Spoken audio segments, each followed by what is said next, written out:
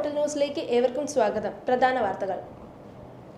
ഞങ്ങൾക്കും ഇവിടെ ജീവിക്കണം എന്ന മുദ്രാവാക്യവുമായി Kerala hotel and restaurant association അംഗങ്ങൾക്കായി കേരളത്തിലെ 14 ജില്ലകളിലും പ്രതിഷേധ ധർണയും സമരവും നടത്തുന്നു. തേങ്ങ, വെളിച്ചെണ്ണ, ബിരിയാണിയരി അടക്കമുള്ള നിത്യോപയോഗ സാധനങ്ങളുടെ വിലക്കയറ്റം, മാലിന്യ സംസ്കരണത്തിനും പൊതുസംവിധാനത്തിനും, അനധികൃത വഴിയോര കച്ചവടക്കാരെ നിയന്ത്രിക്കുക തുടങ്ങി വിവിധ ആവശ്യങ്ങൾ ഉന്നയിച്ചുകൊണ്ട് Kerala hotel and restaurant association Kakkanad യൂണിറ്റിന്റെ നേതൃത്വത്തിൽ തൃക്കാക്കര നഗരസഭ കാര്യാലയത്തിനു മുന്നിൽ പ്രതിഷേധ മാർച്ചും അടുപ്പം കൂട്ടി സമരവും നടത്തി. ധർണ KHRA ജില്ലാ പ്രസിഡന്റ് DJ മനോഹരൻ ഉദ്ഘാടനം ചെയ്തു.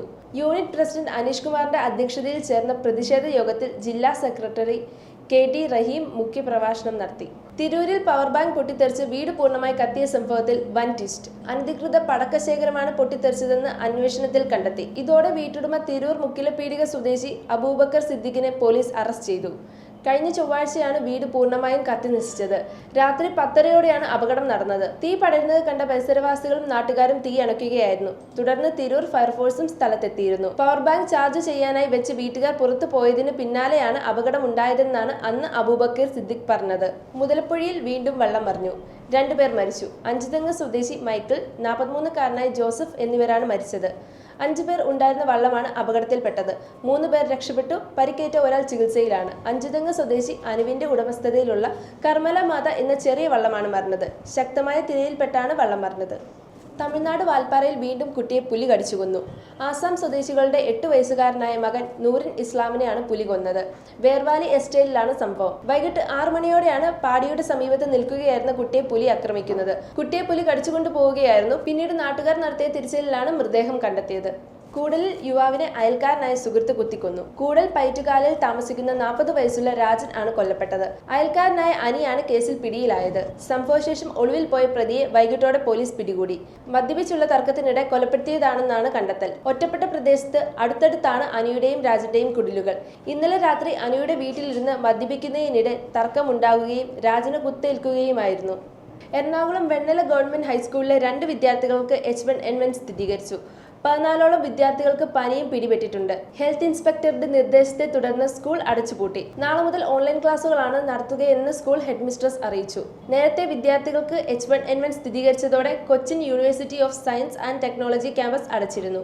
പല വിദ്യാർത്ഥികളും രോഗബാധ ലക്ഷണങ്ങളുമായി തൊട്ടടുത്തുള്ള ആശുപത്രിയിൽ ചികിത്സ തേടിയിരുന്നു. ഇതിന്റെ അടിസ്ഥാനത്തിലായിരുന്നു ക്യാമ്പസ് അടച്ചത്.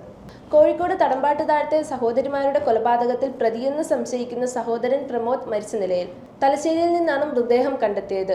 തലശ്ശേരി ബീച്ചിലാണ് മൃതദേഹം കരക്കടിഞ്ഞത്. സഹോദരിമാരെ കൊലപ്പെടുത്തിയ ശേഷം പ്രമോദിനെ കാണാതാവുകയായിരുന്നു. പ്രമോദിനായി ലുക്കൌട്ട് നോട്ടീസ് പുറത്തിറക്കിയിരുന്നു. തനിക്കെന്തെങ്കിലും സംഭവിച്ചാൽ സഹോദരിമാർ ഒറ്റയ്ക്കാവുമെന്ന ഭയം പ്രമോദിനുണ്ടായിരുന്നു. തുടർന്നാണ് കൃത്യം നിർവഹിച്ചതെന്നാണ് പ്രാഥമിക നിഗമനം. സഹോദരിമാർ മരിച്ചത് ശ്വാസം മുട്ടിയാണെന്ന് പോസ്റ്റ്മോർട്ടം റിപ്പോർട്ട്. ജമ്മുവിലെ കത്വയിൽ നുഴഞ്ഞുകയറ്റ ശ്രമം തടഞ്ഞ് BSF. അന്താരാഷ്ട്ര അതിർത്തി കടക്കാൻ ശ്രമിച്ച പാക് പൗരന് നേരെ സൈന്യം വെടിവെച്ചു.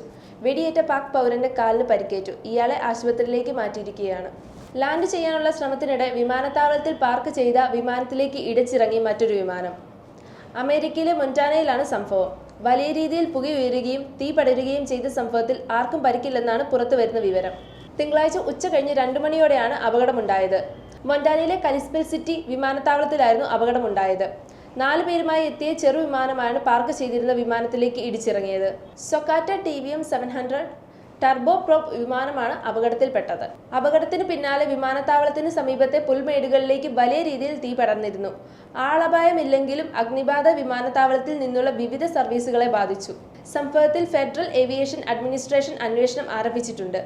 ലാൻഡിംഗ് ശ്രമത്തിനിടെ ചെറുവിമാനത്തിന് നിയന്ത്രണം നഷ്ടമായതാണ് അപകട കാരണമെന്നാണ് പ്രാഥമിക വിവരം. ഇതോടെ വാർത്തകൾ കഴിഞ്ഞു. നമസ്കാരം.